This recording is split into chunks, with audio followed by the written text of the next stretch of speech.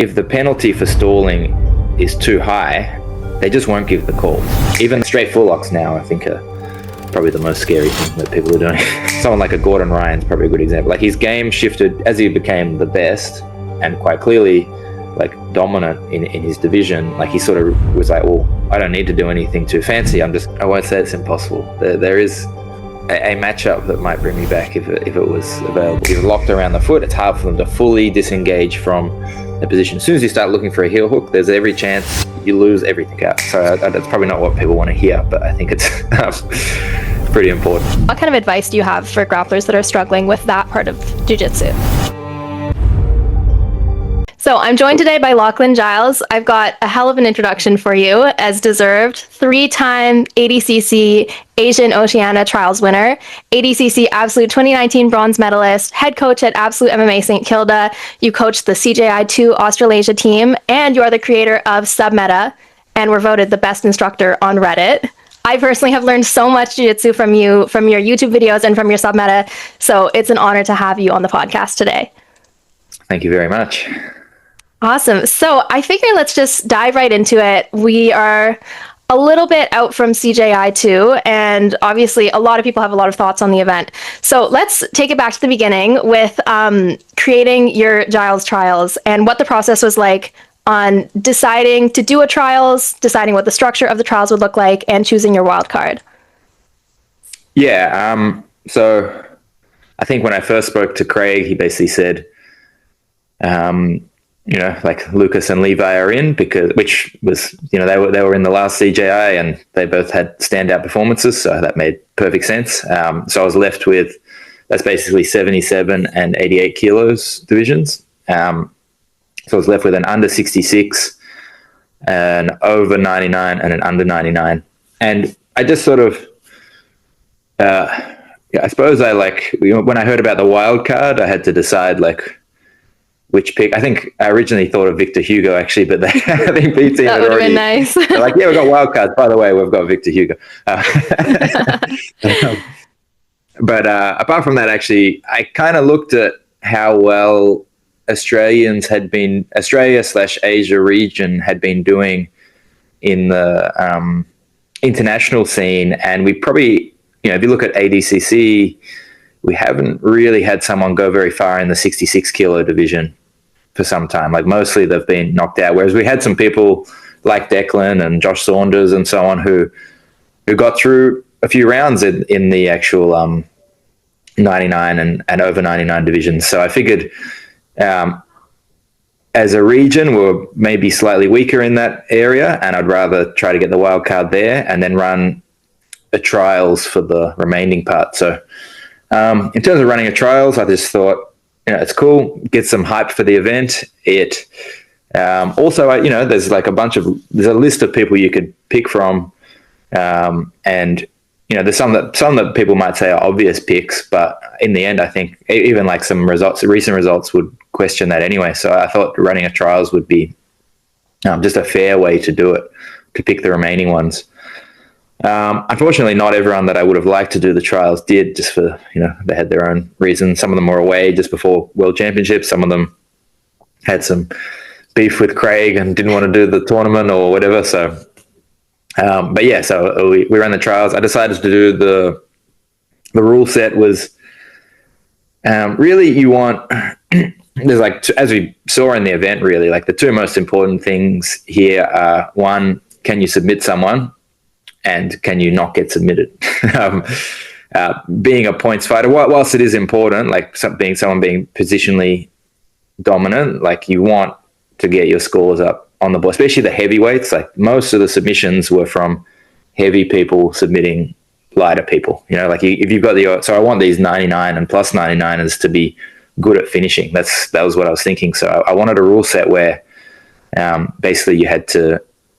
It was I figured the best way to do it was everyone fights everyone, and we tally up the submissions minus if you get submitted and whoever's the top two out of that, and then having points as the follow-up if there were people who were even on submissions. So which I think logically it all played out pretty well. Yeah, it was great. It honestly, was super like a professional event to watch. I thought you did a great job with it. One of my favorite parts were the skits that you and Kit Dale did. How did you come up with those? They're so funny. It totally caught me off guard too. I never figured we would see Lachlan Giles in that kind of setting, but it was hilarious. Yeah. Kit's pretty funny. So I just sort of, he's known for doing a lot of skits. Back in the day, I don't know if he does as many now, but back in the day, he used to do a lot of skits. Obviously, he's got like a movie coming out, so I'm sure he's been doing a lot of filming. But yeah, we just thought it'd be funny. It's better than obviously I wanted to put some Submeta ads on, and I figured it would be funnier. It's more engaging to have something funny, show some personality instead of just talking about the product. So yeah. Yeah, totally. And I think they went viral. I showed my teammates as well. Like they went, farther than just an ad would have as well. I thought that was great. Yeah, we should do more. You totally should. Yeah, we actually had one. We had this. I did film something with Adele, which was supposed to be shown at CJI, but they forgot to put it on. So, no. We were meant to have some Submeta ads on there, but they didn't exist. So there you go. Oh man, we would have loved to see that next time. So after your first time running an event, I thought it went great. Like I said, it was super professional. The other big trials we saw wasn't live streamed, and I thought that the live stream for yours looked great. And obviously this was your first time running an event and first time constructing a rule set. So would we ever see you run an event again in the future? If someone else wants to do all the work and I just put my name on it, sure. Yeah. Sounds familiar. Sounds like something another Australian did. Yeah. Look, yeah, it's a lot of work, and even just seeing, even there wasn't much controversy at our one. There was one where a guy, did he tap, or I can't remember.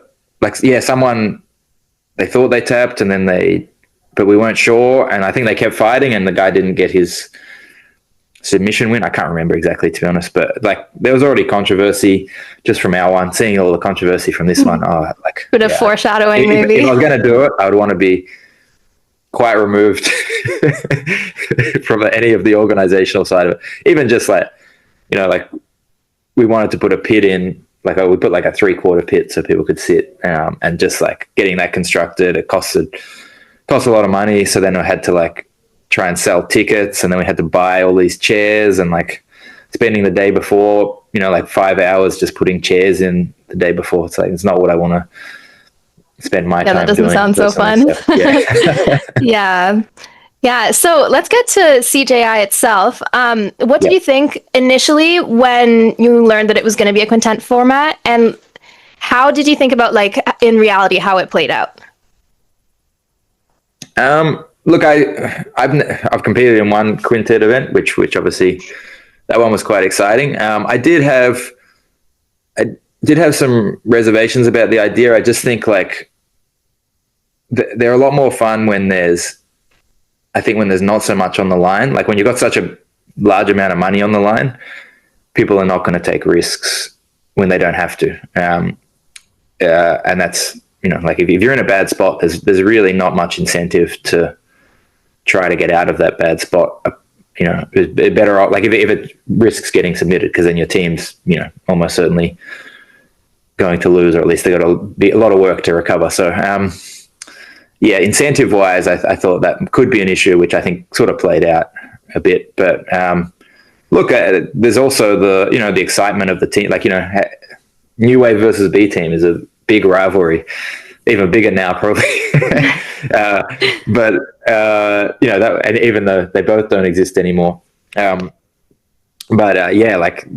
exciting. So the team element, I thought, does mean a boring match is still exciting, because it's playing into a overall strategy, but probably from an individual match perspective, it doesn't promote as much risk taking. If it's an individual match, if we're fighting, I have to win this match to continue on, so I have a chance at winning $1 million, and I'm stuck under side control, I'll turn my back, I'll extend an arm, whatever gets them to try something, try and submit me, then I might get out, and then I can have a chance at, whereas if it's I just hold out, next teammate can go in, then I'll sort of stay tight and not move. So yeah.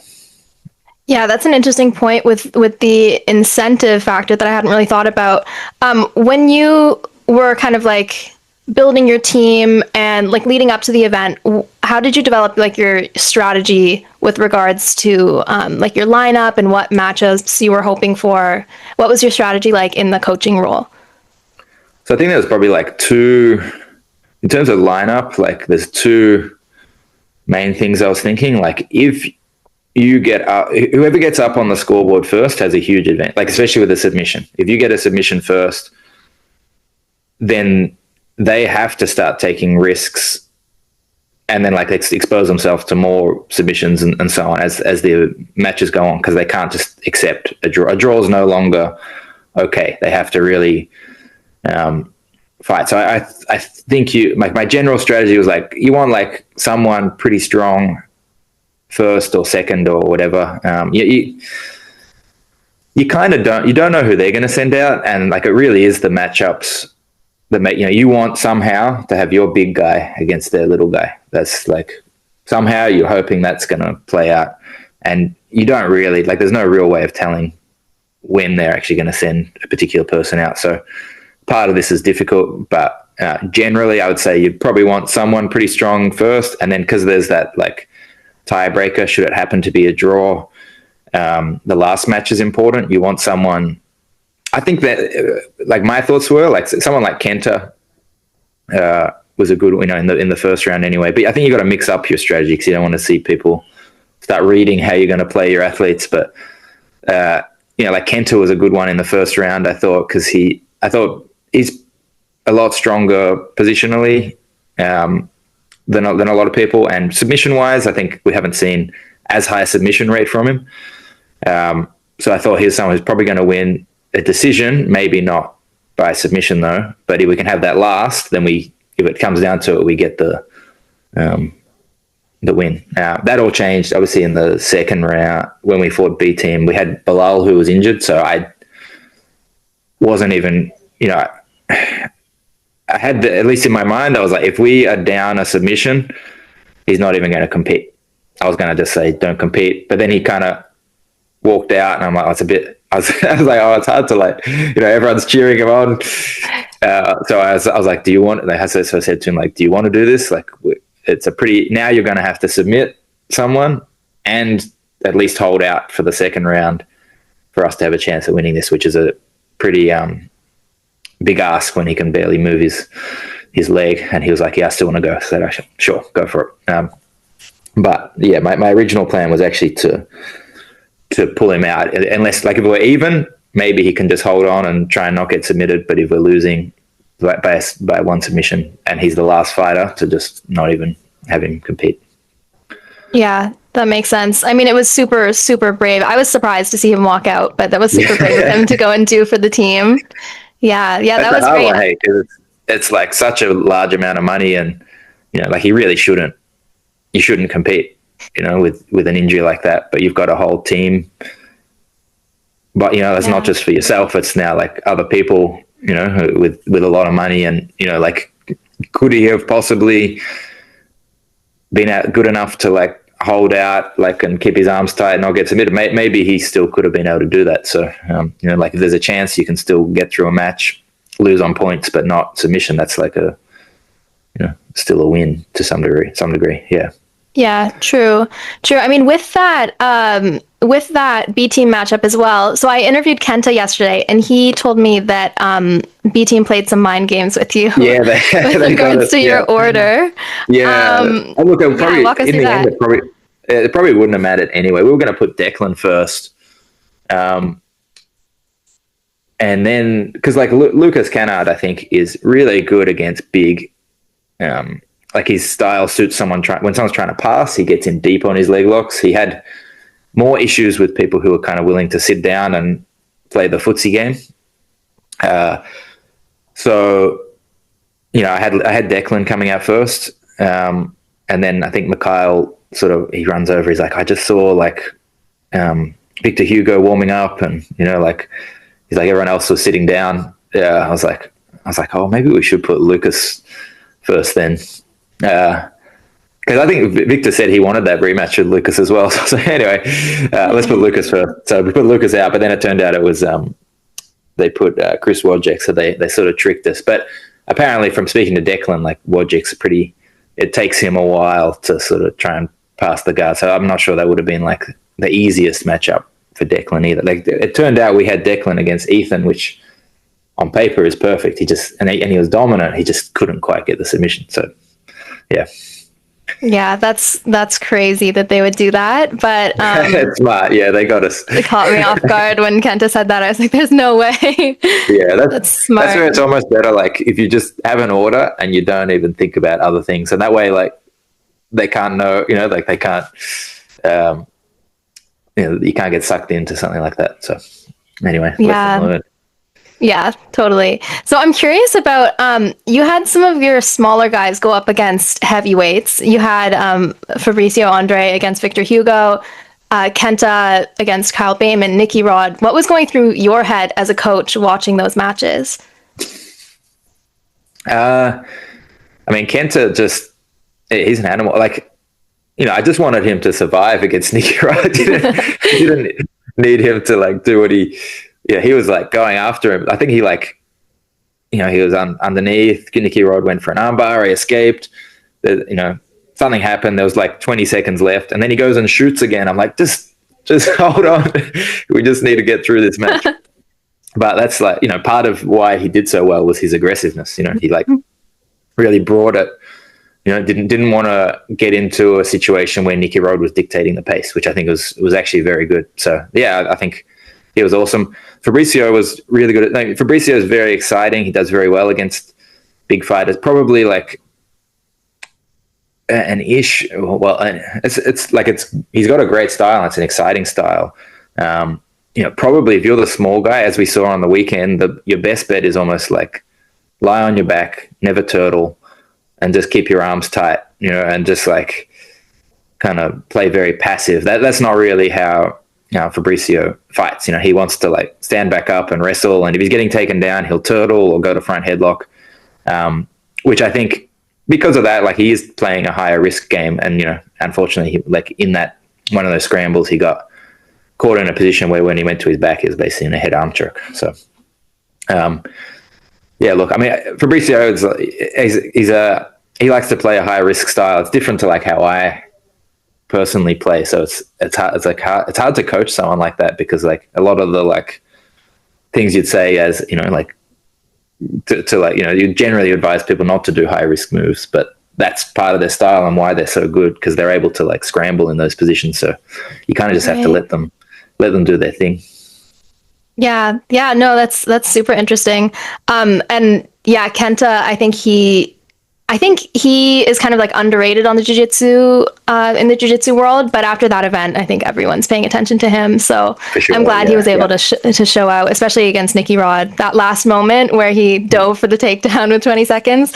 I love that. That was great. Yeah, I think Kenta and Declan both like really showed their level. I think that they'll get a lot more opportunities after this event. They both looked amazing. So I mean, everyone in the team was great.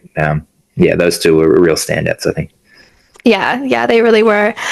So now that the event is done, what changes would you want to see for future quintets? Or if CJI does another kind of quintet style event, how would you like to see it be different? Look, that's a hard question. I think this was an issue when I ran my tournament. I tried to have aggressive stalling calls, but the problem is judges don't want to, or referees, they don't want to be the ones that decides a match. So if it's like, if the penalty for stalling is too high, they just won't give the calls. Even though you might say to them, like, we want a lot of stalling calls. When the judge is sitting there, he's like, oh, I don't want to make this guy lose. Like, I'd rather the fighters lose or win. So I would like to try this rule set out before I say it's actually good. But I like the shot clock they do in wrestling. So like someone gets called for passivity, they have 30 seconds to score a point in wrestling, or they lose a point. So now that's I actually had that at the Giles trials. I had that rule in place, but even then, the penalty was too high because the point, like you would lose 2 points, then 4 points, then 4 points, and the judges didn't want to be the ones that, like scoring. If you give someone 30 seconds to score a point, that's hard. Right? That's like in jiu-jitsu. Now your opponent can just kind of block and whatever. Very hard to score a point. So I think my current thoughts, something I'd like to try is 30 seconds or 30 or 45 seconds to change position.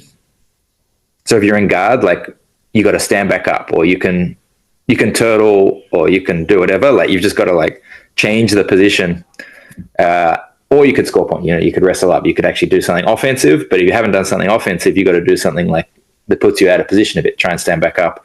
Maybe let them pass. Whatever. Just like if the judges think, or if the referee thinks that the action's boring, like as in like you've been, you're stuck in a guard versus guard passing situation for a while, they have to change it up. That's something I would like to see how that plays out. I think that would make it exciting. But yeah, but that's like from an entertainment point of view. Yeah. I also, that's like from, if I wanted to make things super entertaining and, lots of things happening. I also quite like the style of jiu-jitsu where nothing happens. I think that's interesting as well, where someone's got 10 minutes to like slowly figure out how to deal with like someone's knee shield or something, and they're trying little things but not taking too many risks. I think that's actually, for me, is quite interesting as a practitioner, but probably very boring for a casual fan who doesn't really, train or whatever.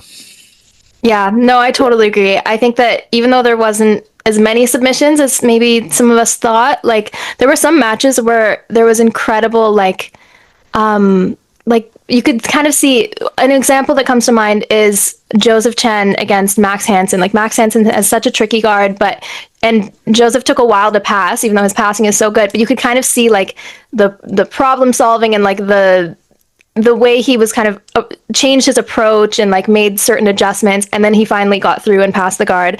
And I think that that's such great jiu-jitsu, but for people that, don't do jiu-jitsu or maybe like aren't as into it, I don't think they enjoy that as much. But I really like that idea of the 30-second timer. I would like to see that in a competition. Yeah, super cool. You'd have to, all rule sets sound good until you try them out. And then totally. And there's a loophole for everything. Yeah. It's hard to, Yeah. So yeah, it's probably, once we actually do it, it's probably not that good, but yeah, if I was to do another tournament, I would probably try that. Yeah. No, that would be super cool. So let's get into the thick of it with the decision between B Team and New Wave, and the anonymous investor putting up $1 million for New Wave and then revoking it. So much drama. What are your thoughts on the whole thing?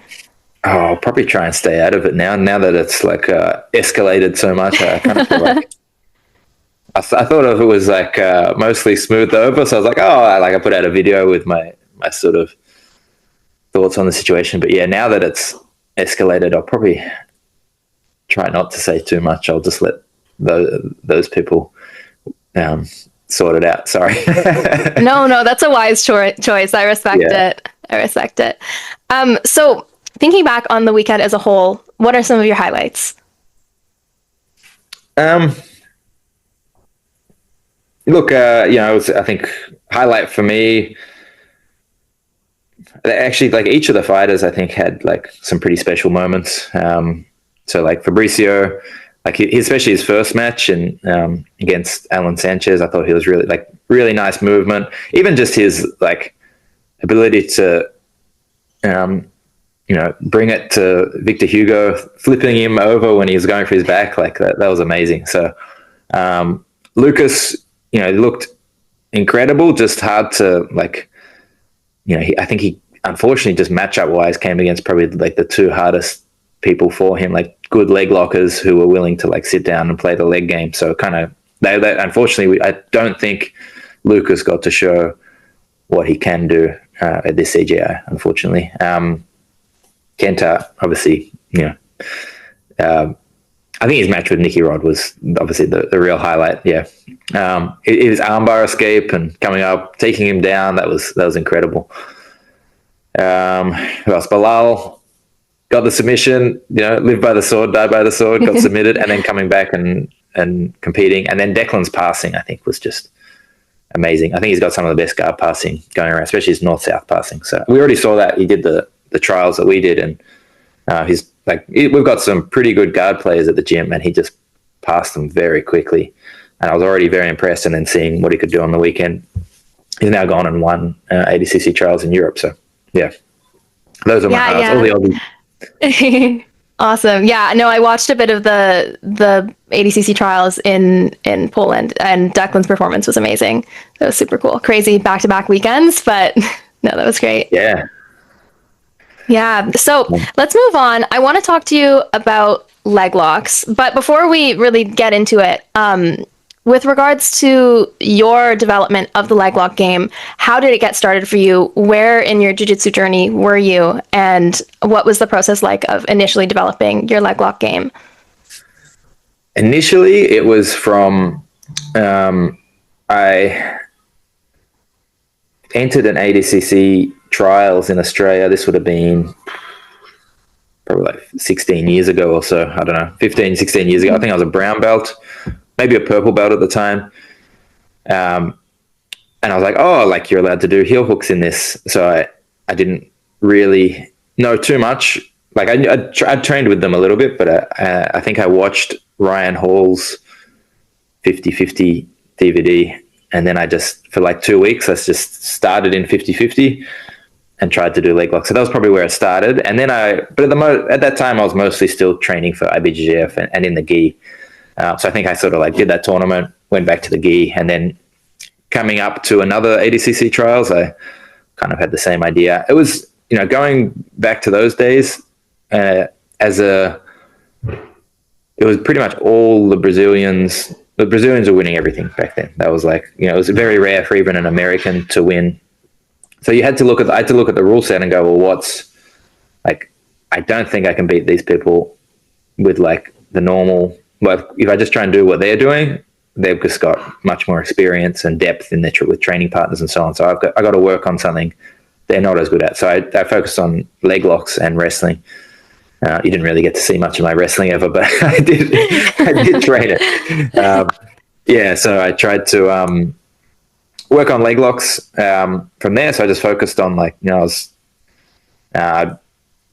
lot of what I developed was just through like trial and error, but I was also like watching what was happening in tournaments. You could see like obviously the Danaher guys, Gordon and Gary Tonnen and so on, were having some success in those early days too. And I was sort of like watching, and Eddie Cummings as well, seeing the positions they were using.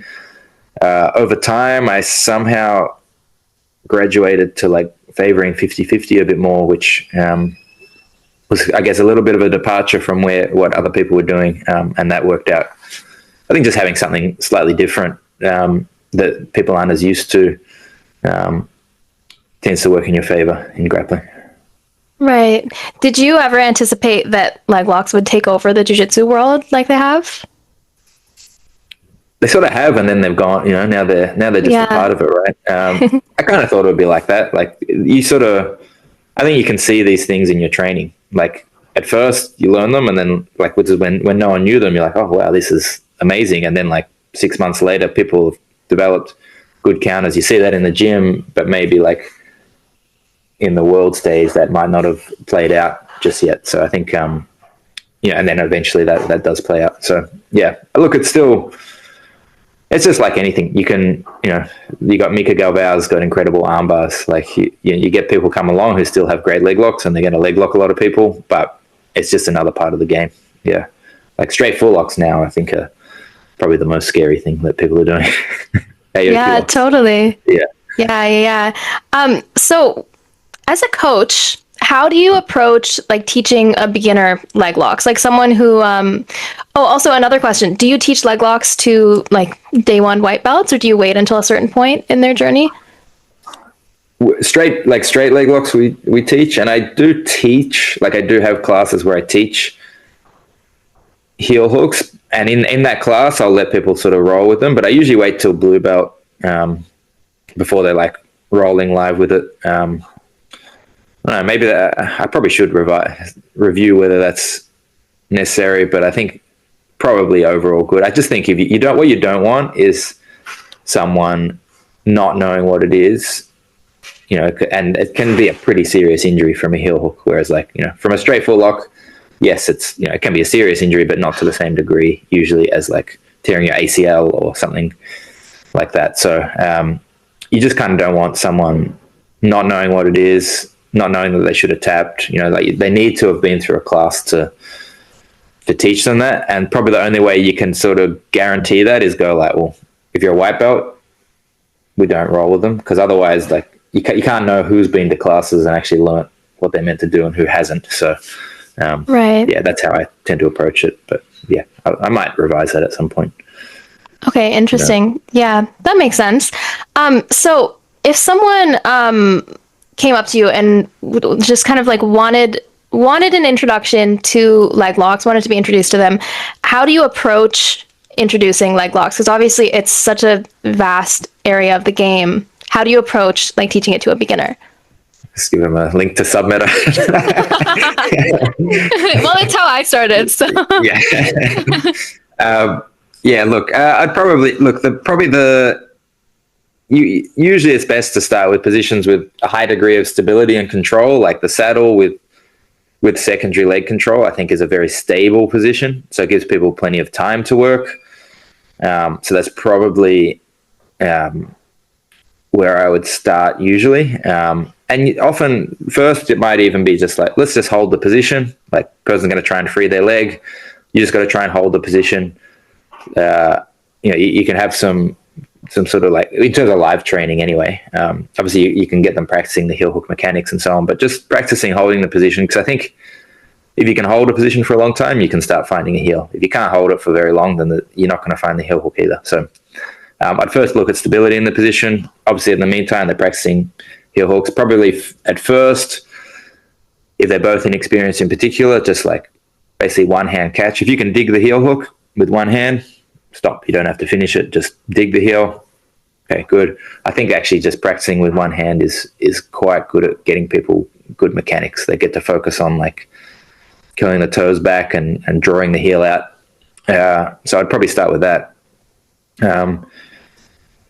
You can probably then after that you can go into like, without the secondary leg control, then there's a lot more movement with people escaping from the saddle. And then you can move on to 50-50 and the reap and outside heel hooks and so on as well. I think outside heel hook is important. It's probably outside heel hook. It's a little harder to dig the heel, so it's probably better for actually getting people really good mechanics of how to like dig a heel hook. So I think it is important for people to learn both. But yeah. Yeah, that's super interesting. And so with regards to like entries to those positions, that was kind of my main, still is kind of my main problem. Like there's so many ways to get there. There's so many different positions to play from. What kind of entries do you teach beginners, and like what kind of order do you think they should be introduced in? Yeah, so the entries, that's where like the saddle's maybe one of the hardest to actually get to, especially from guard. Like it's often quite convoluted, where you have to like go to something like reverse X or half butterfly, elevate, shoot your leg under. There's a lot of like flexibility required for that. That said, like the back step from on top is quite a simple entry that people can do for the saddle. Otherwise, like entry-wise, probably the most intuitive for people is going to single X and then reaping. Single X to reap for outside heel hook. 50-50 is also can be quite tricky. Then you've got to start looking into like sort of threading your leg under as they pass, or backside entries from K-guard. So yeah, entries are definitely more tricky. Probably the most, you said the most simple one. I'd say like usually if you're going to teach someone leg entanglement, single leg X I think is the first position to start with. Then they can work straight foot locks, they can work outside heel hook, and that will begin to get them into the leg lock game. Interesting. Yeah, there's so much to learn, but it's great to hear about like kind of a starting point, like a approach to the figuring out the lay of the land. And so when you see people, sorry.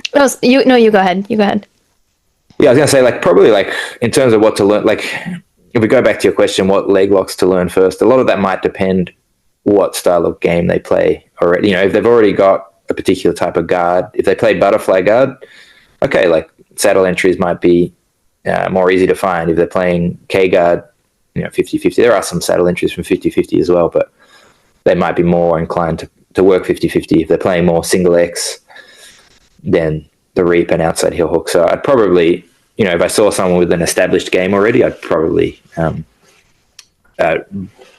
take it off that. Yeah. Okay, yeah, no, that's super interesting. And so when you see people learning leg locks, either learning them or in actual practice of applying them, what are some of the most common mistakes that you see? Most common mistakes for learning leg locks? Heel hooks in particular, or leg lock? Heel hooks, yeah. Let's go heel hooks in particular, yeah. Yeah, I mean, I think just like proper mechanics for digging the heel is probably the most common issue. I think like people often, the thing is like you can make someone tap with a less than ideal heel hook grip. Like you hook the heel wherever, you make it tight, you start twisting or bridging or however you wish to finish, and like someone's going to tap, and that even in a tournament, like it could be not like ideal, but it's still going to work. But by practicing it in the I would say in a better way, you're going to catch more often, and they've got less chance to slip and escape. So I still think just digging the mechanics of digging the heel. Usually when I teach seminars, like that's probably the thing that I spend the most time on at first, just making sure they can dig a heel correctly. At first, but I usually I've usually got a whole bunch of things I want to show people, and I don't want to get stuck on the basics, but like there's no point moving on if you don't have that part right first. Yeah.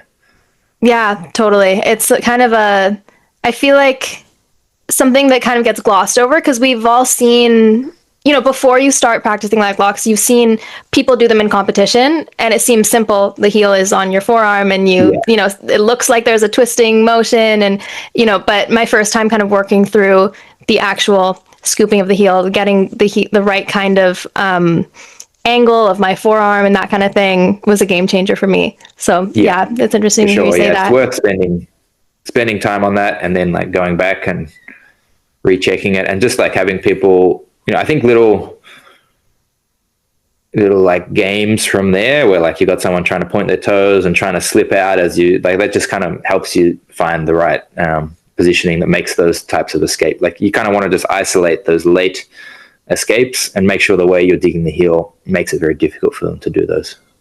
Yeah, totally.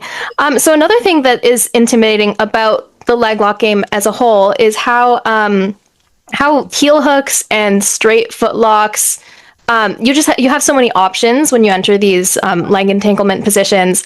How do you help someone kind of figure out the lay of the land with regards to straight foot locks, heel hooks, and how you kind of can combine them into a cohesive game? Yeah. Look, a lot of that's just like, what do you like? But in general, like a straight foot lock is good at stopping someone from extracting. It's like you've locked around the foot. It's hard for them to fully disengage from the position. As soon as you start looking for a heel hook, there's every chance you lose everything. So usually you're going to want very tight leg positioning before getting a heel hook. If your legs are a little bit loose, you're going to want a straight ankle grip and potentially looking for that finish. The straight ankle can also draw them in because often when you go for the straight ankle, they have to come forward to alleviate the pressure, whereas usually for a heel hook, they're sort of like continuing to try to make distance. So I'd say like generally, if you feel like there's a chance you're going to lose the line of the knee and you've got a chance to go for a straight foot lock, it's probably a better choice. Whereas if you feel like you're well established on the knee line, then you can choose straight ankle or heel hook. Yeah. Right. You make it so simple. I love it. But it's not that's a broad statement. But like it's a good place to start. Yeah, like as a general rule, but then everything's very specific. show me a position, and I might totally give you opposite advice. Yeah, no, that makes sense. So we see a lot of high level talent coming out of Australia these days, and a lot of them are leg lock specialists. I feel like I actually haven't, looked at the numbers on this, but I feel like there's a disproportionate amount of leg lock specialists coming from Australia. Why do you think that that's the case? K-guard and Leglocks is the Australian it's the meta. Yeah. Yeah. So why do you think that's the case? I'm not sure why. It's certainly a style that I was sort of advocating a lot of. Whether that had, I certainly don't take credit for like someone like Levi's come along. I didn't go and teach him how to. I helped him maybe a little bit with leg locks, but his guard work's amazing. He's already an incredible grappler. He from Unity that they already played that K guard, De La Riva, that style. So it wasn't too much adjustments he had to make to be good in no-gi. But I think maybe just people seeing myself, Levi, Lucas Cannard's been doing this style for a while as well. I think just people seeing people they can relate to, like other Australians using this style and doing well, probably makes them start to adapt a similar style. You kind of often emulate people that you think are relatable, and that's for some reason the Australians have done that. I feel like the K-guard sort of style has become very popular in Australia. The Polish grapplers are using it a lot as well, like people like Szynski. Not as common in America, but I can think like Mikey Musumeci, obviously, but it's for some reason it hasn't had the same influence over there. I mean, obviously there's lots of people using it, but yeah. Yeah, no, that's super interesting. I mean, this is kind of relating to another thing I wanted to ask you about, which is, you've been around jiu-jitsu for as long as you have, and you've obviously seen trends come and go in jiu-jitsu. What do you think about kind of following the trends, and if you need to learn the trends and keep up with what the new meta is? Sorry, can you hear those dishes being clanked, or is that... Only very quietly. Okay. Okay, don't worry. All right. What do I think about follow? Should are you asking should we follow the latest trends, or should you just kind of stick to your game? Look, I think as a coach, it's very good, and usually whatever people are doing now, I think is it's obviously very solid. It's usually got an answer to maybe people have been, I think people are playing a lot of K-guard and outside position guards now, and I think you're going to see more under the legs passing and so on. I think you'll just generally see more under the legs passing in dealing with flexible guards. I think that's going to be more common. So things like that, and it's not, under legs passing is not even new. I just think that's going to become a bit more trendy. I think you saw Joseph starting to use that against Max Hansen even. But you don't have to do that. It's just it answers some of the issues, and usually it's with some slight adjustments on what people were doing earlier. But if you've got an established style that you like to play, often I feel like you get worse sometimes changing your style.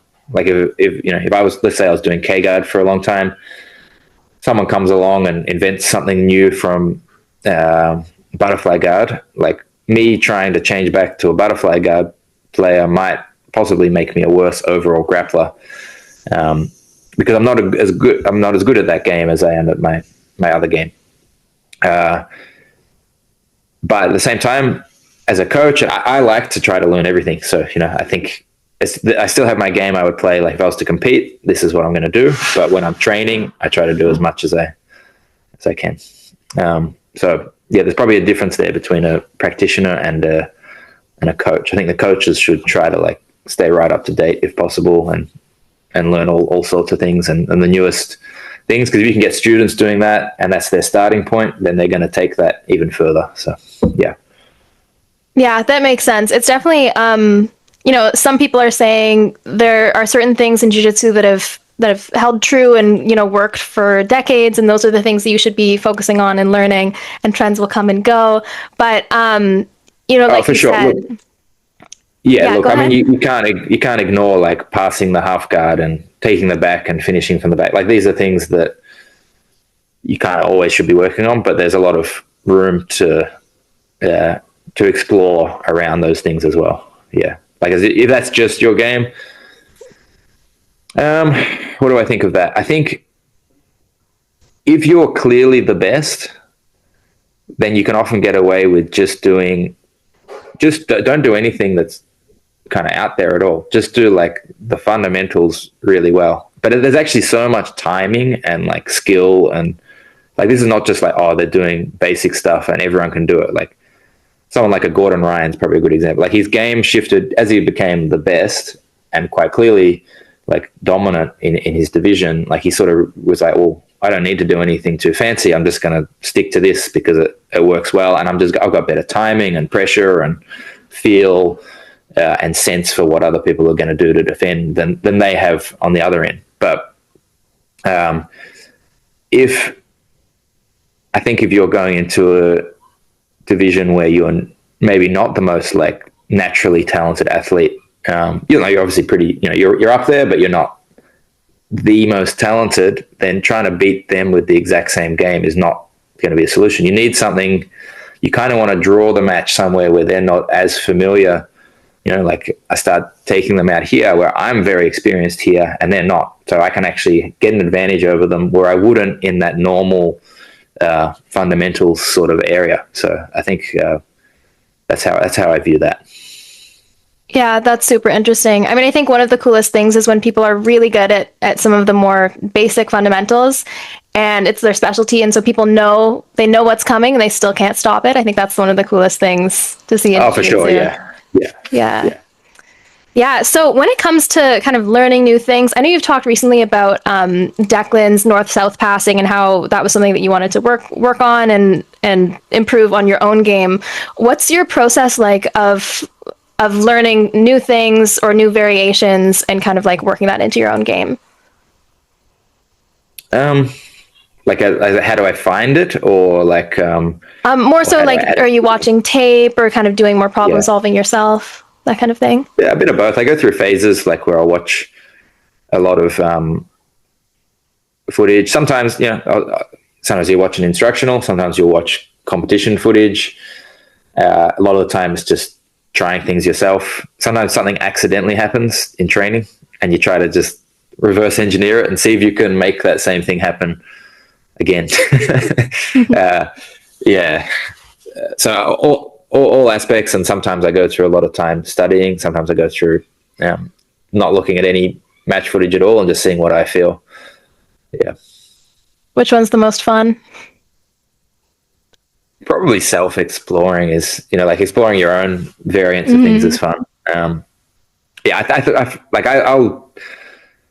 actually explore quite a lot. I'll get like an idea, like, oh, I'm going to try this, and most of the things that I think of don't work, and it ends up being mostly a waste of time. Like you kind of go, oh, this was interesting, I'm going to try to do that, and then you try it on some people, and it starts to work. Where then you find someone who's like, oh, I can just counter it with this, and it turns out like if they just do that, the whole move falls apart. And I usually don't like to do something if it has an easy solution to block it.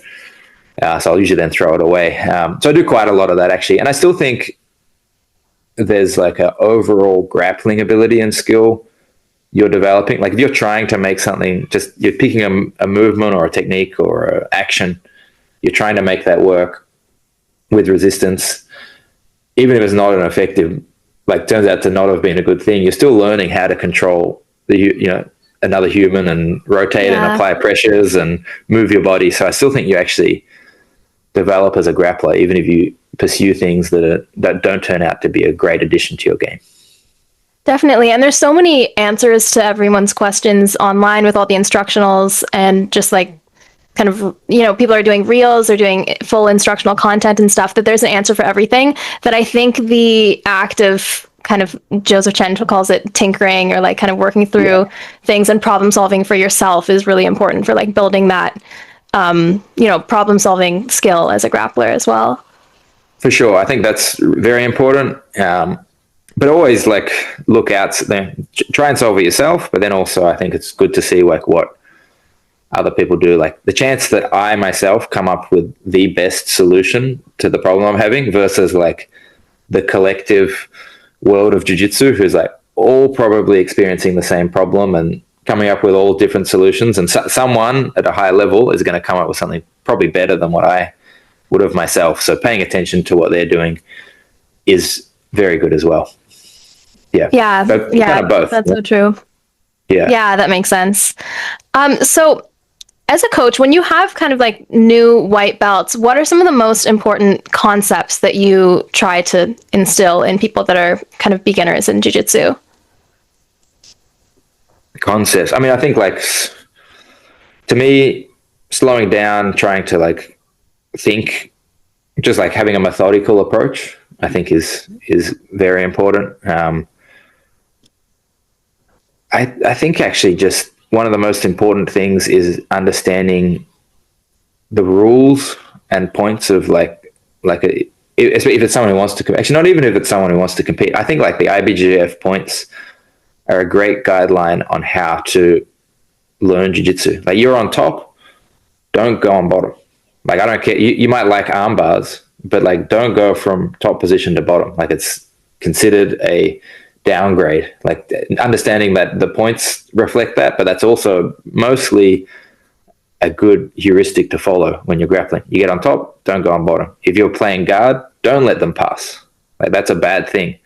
I don't care if you're good at like trying to do a buggy choke. Like you still should fight very hard to not let your opponent pass, and so on. You know, like so. I think like understanding the rules and actually like having that as a template for how you roll actually takes you a very long way.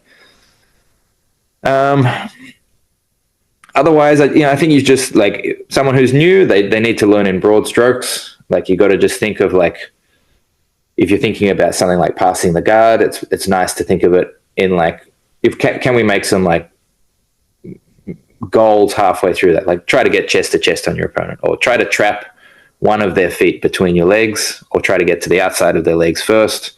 Try to start to beat the line of the knees, like getting people to just think in these like shorter things. And I think the more advanced you get, the more the kind of almost refined the little battles are you're fighting. But just taking them from like the big picture of like trying to pass the guard and focusing on something a little earlier first is, I think those sort of things are very important. Yeah, that's really good advice. And for those that are kind of on, they've been doing jiu-jitsu for a while, something that everybody encounters is the problem of like, how do you build your own game? Like you learn all these techniques and how do they work together and how do you find what you like and build your own game? So what kind of advice do you have for grapplers that are struggling with that part of jiu-jitsu?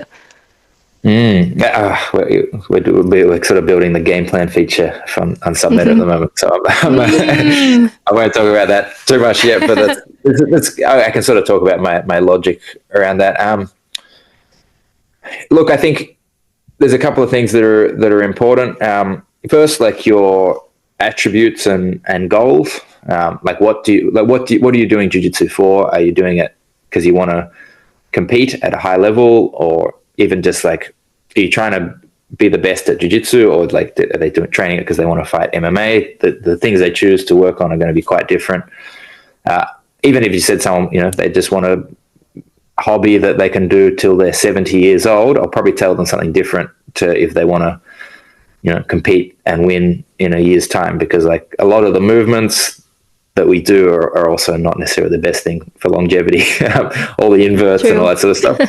Whilst you can do them, it's probably not as safe as like someone playing a half guard or something. So like, what are they doing it for? Attributes: are you tall, short? Are you flexible? What else? What weight division are you? Because these sort of things matter in terms of like what types of movements and positions are going to work for you. Once you've got all those, then actually building a game itself, those sort of things will help you kind of get started. I think, like, let's say it's someone who's tall with flexible legs, like they might be more likely to like close guard and triangles, just, that tends to suit that body type. If you said to me you're someone who's short and stocky, like, and not flexible, like close guard and triangles is probably a bad idea. You shouldn't be pursuing, not that you can't do it, but it's just an uphill battle. There's probably some easier things such as half guards and so on that are a little easier for someone like that to learn. Once you got your starting thing, I think you want to like starting position, and I'll just talk about guard, for example, but like you then want, ideally you work things that fit in to your game. So there's like, if you did half guard and De La Riva, these things are far apart. It's not easy to go, I'm playing De La Riva, now I'm playing half guard. There's like some transitional positions you'd have to go through to actually like link those two things together. So they wouldn't be two great positions to start. If you're doing half guard, you might want to then work on a knee shield or half butterfly or a reverse De La Riva or something that's like very well connected to the half guard position. So I think you sort of want to expand. You want to expand out, and you also want to get more depth. Like you start broadening the amount of positions you have, but you also want to like, if you're doing half guard, you want to be an expert at, using the underhook or whatever the movement of choice is. I'm using half guard as an example, but you can say the same thing for K guard and De La Riva and shallow K guard, backside 50-50 entries. Like these things tend to like fit together well. So that's how I would approach it, sort of slowly expanding out, but building depth in particular areas as well.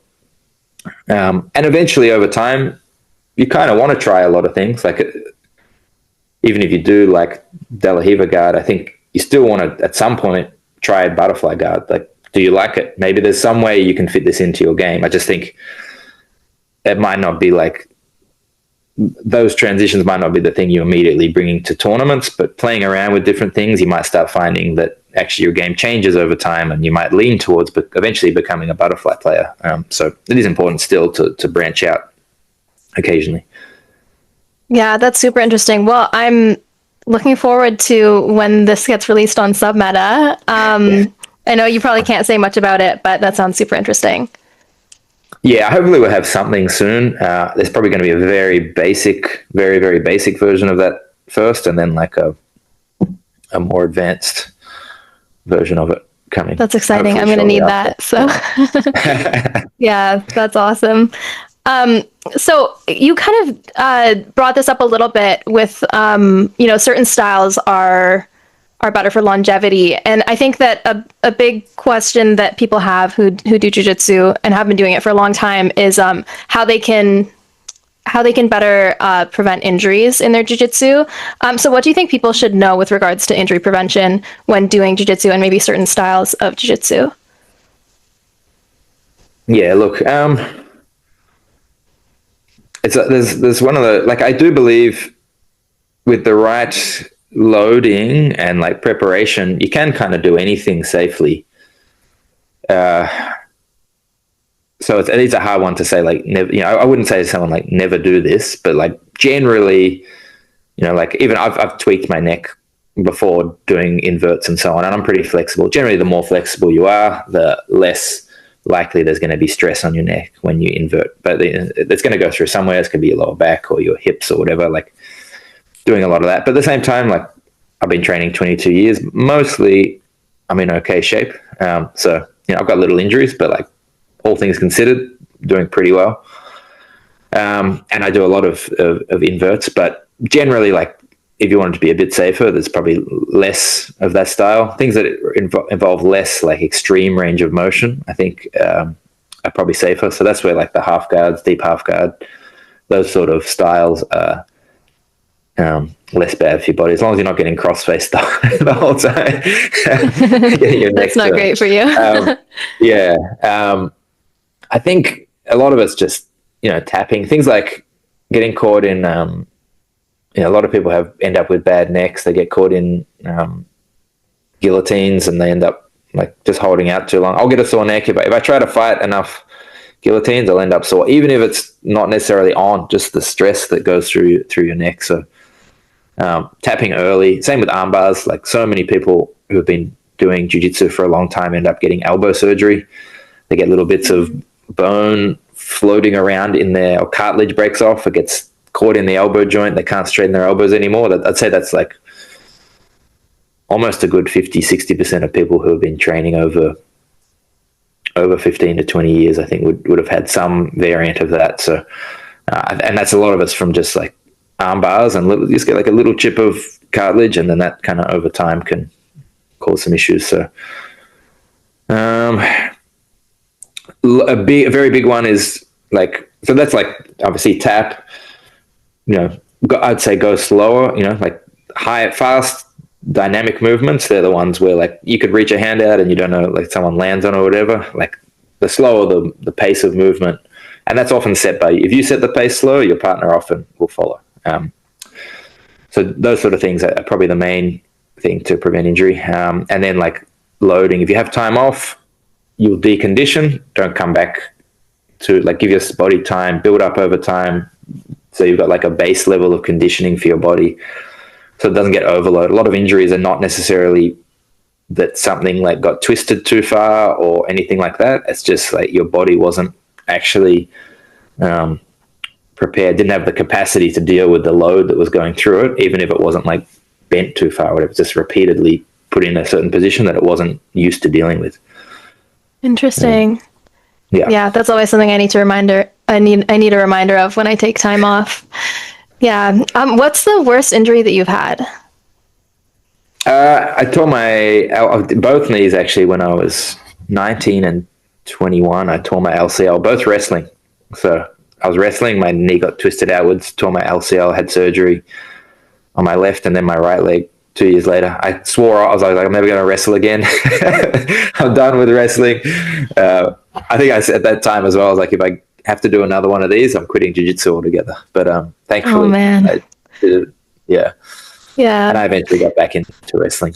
And now I don't wrestle anymore. Yeah. Right. Yeah, that was another thing I wanted to ask you about with regards to the injury prevention thing, is that I feel like, takedowns. Yeah, sorry, yeah. I forgot to mention that at all. Yeah. No if you want to, you don't see many old wrestlers. Jiu-jitsu, yeah, but wrestlers, not really.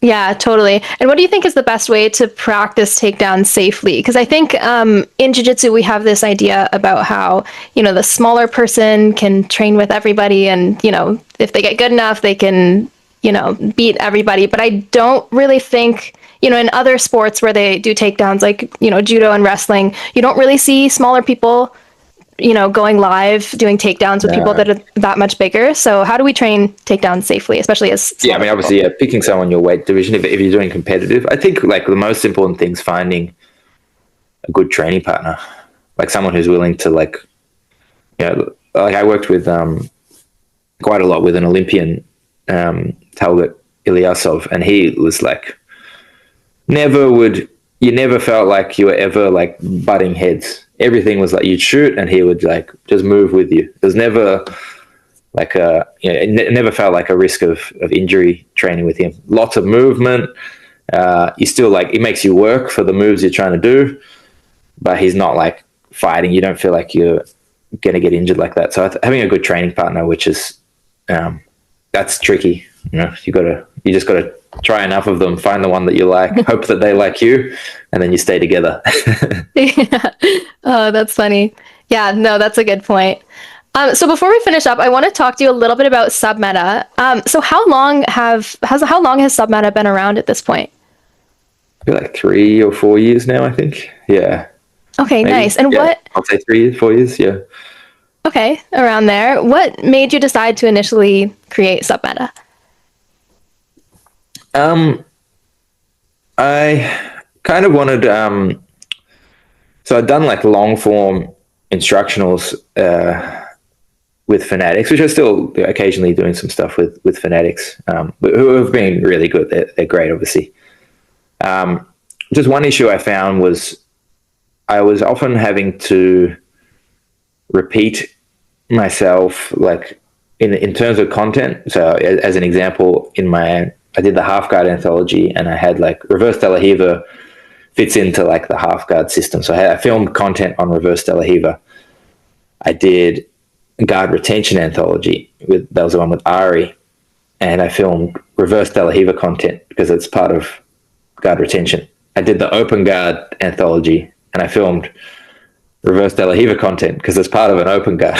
So oh man, I just found I'm having to keep filming these things. Like, I just thought it'd be nice to have a more module. Like, what if I could film one course on reverse de la Riva, and like another course on other positions, and have them like, you know, they can fit together in different ways to make more unique games, instead of like, you know, like there's an open guard set, but you don't have to play open guard exactly how I showed in the open guard anthology. You could mix your open guard, some parts of open guard, with another one part of like the half guard game, for example. So like kind of giving, I think it allows a lot more freedom for people to kind of pick and choose things that suit them, and hopefully, you know, it was built with the idea of game plan sort of allowing that to like more organically direct people.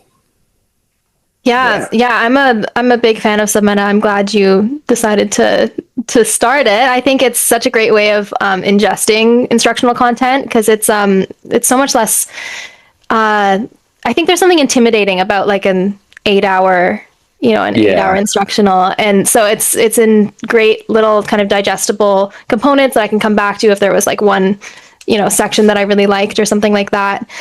The thing is the 8-hour instructional is still there. It's just sent in little modules, so you can pick like, you know, you want to do a berimbolo, you know, I think there's like 20 hours on the different berimbolo positions and so on. But like if you want to go, I just want to learn crab right, you know, there's like a course on crab right which is like 2 hours long, I think, an advanced course on that. So but like if I was doing a berimbolo instructional, it would probably be, you know, 12-13 hours, and it would have crab ride and the wedge and reverse half guard and the berimbolo action, some de la Riva in it. Like it would have like a whole bunch of things, but you can just pick one of those.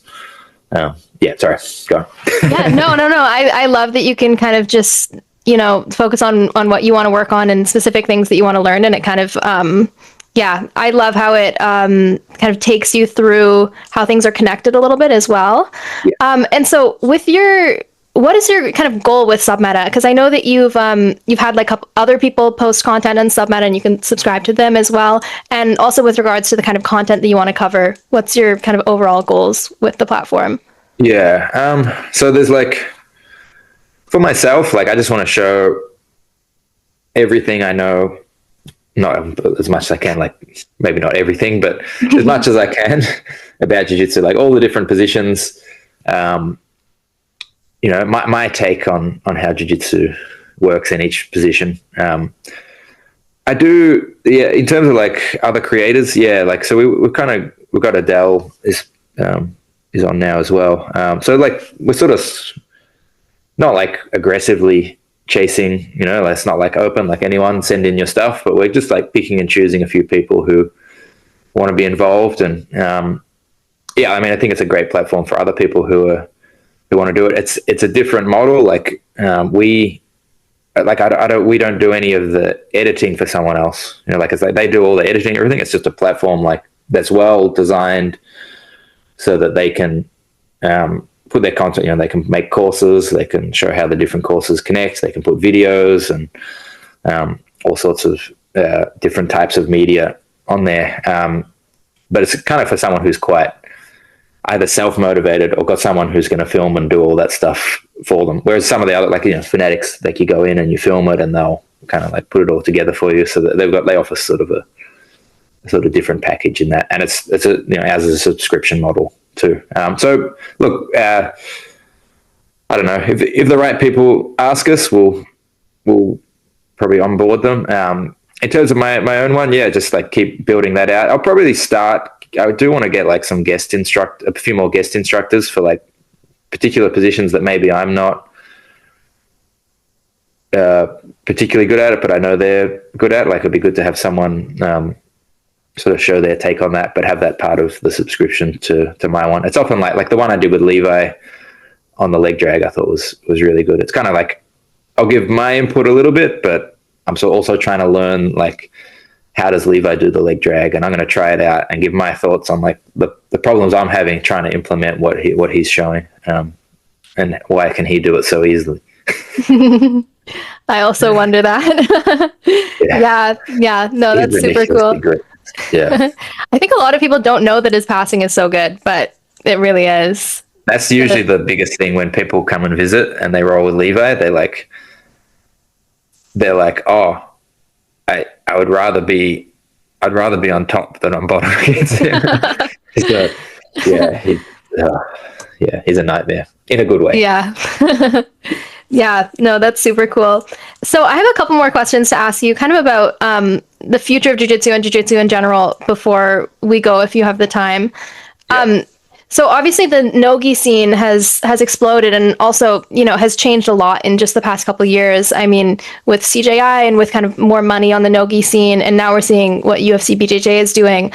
So what do you think about kind of the future of no-gi jiu-jitsu, and if you think that jiu-jitsu will ever be fully a spectator sport?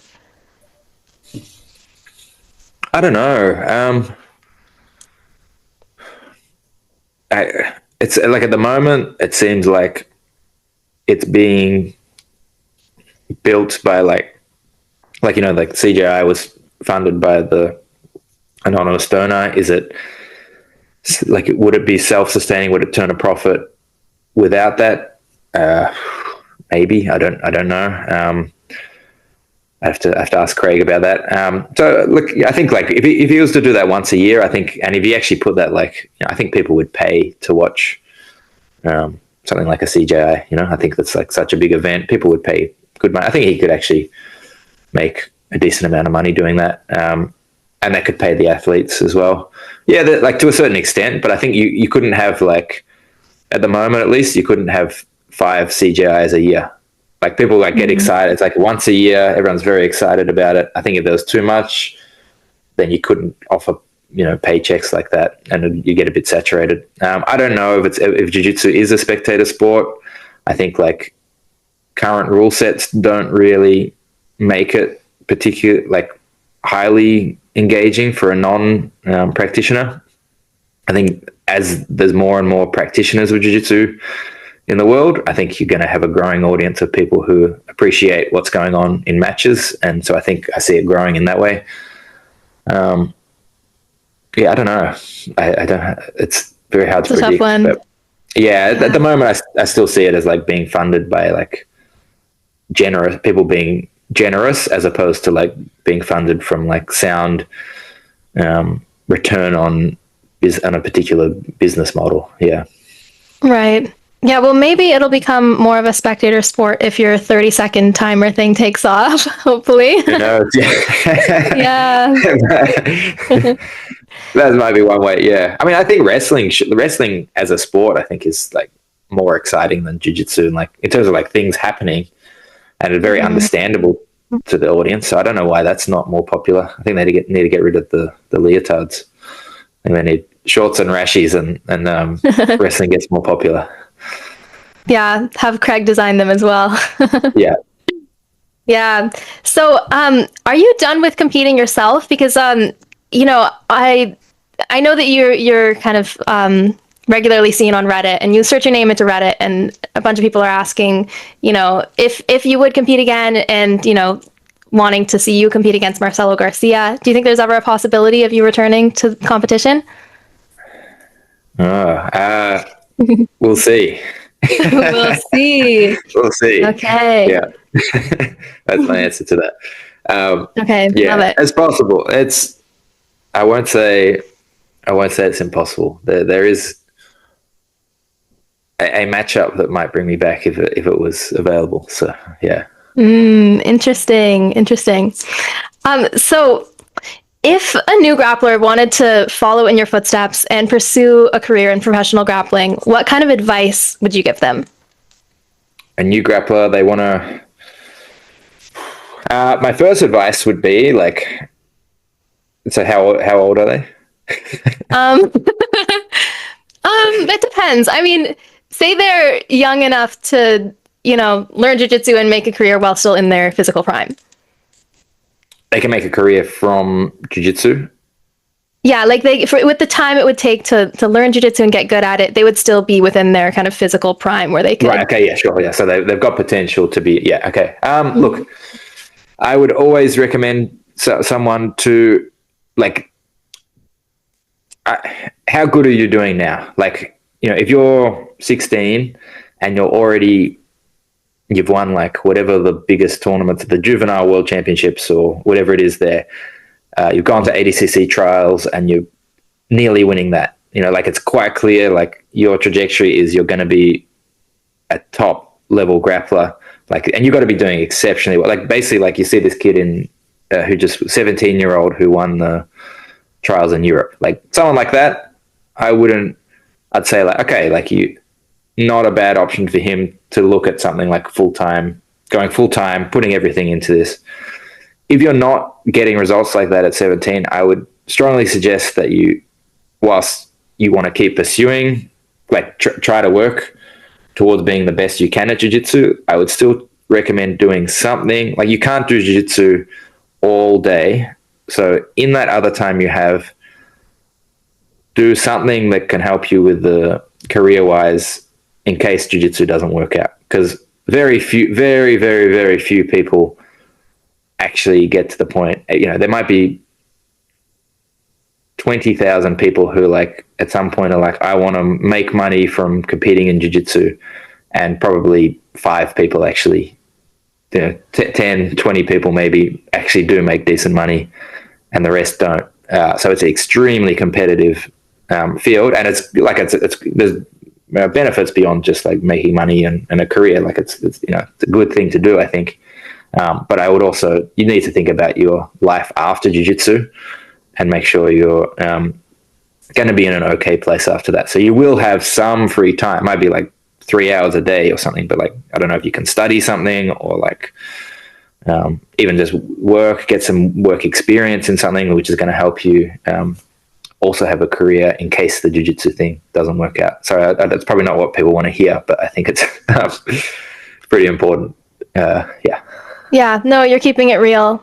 I think that's great advice. I mean, when I talked to Kenta too, like he was learning jiu-jitsu while, getting his degree in physics, which is, you can do both and decide which one you want to pursue. But I think that's really exactly. Great advice. Yeah, I mean, I did.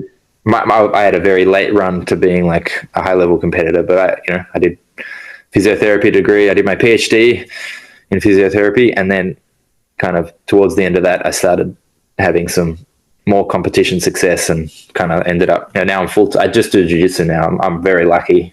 I'm aware I'm very lucky for that, but my plan was always to be like either, my plan was always actually originally to be like a physiotherapist and jiu-jitsu coach, like to have these two things to do. And eventually, thankfully for me, like I can just do jiu-jitsu, but I would not say that's necessarily the path everyone can do. Yeah. And with a degree like that, it's something you can always fall back on if it doesn't work out. So, yeah. Not anymore. I'm not even registered anymore. Oh, really? I didn't renew my registration, so yeah. Oh, well, I don't think you'll need it. So. I'm sure I can actually go back and reapply. I just have to do some tests. But yeah, at the moment, no plans to. But yeah. Yeah. Well, it seems like the as well, like the learning what you learned in school and jiu-jitsu, like I feel like they kind of go together nicely. Like you kind of learn the breaking mechanics in jiu-jitsu and kind of can more understand like what is actually happening in the anatomy as well. Yeah, it's hard to.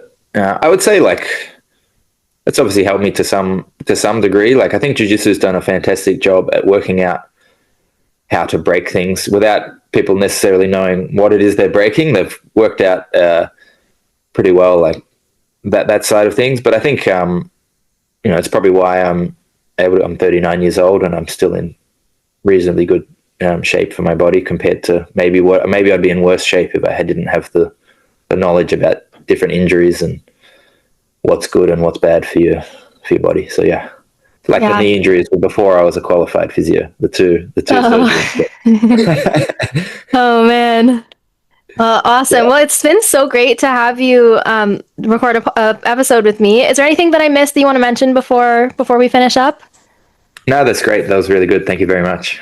Awesome. Thank you so much.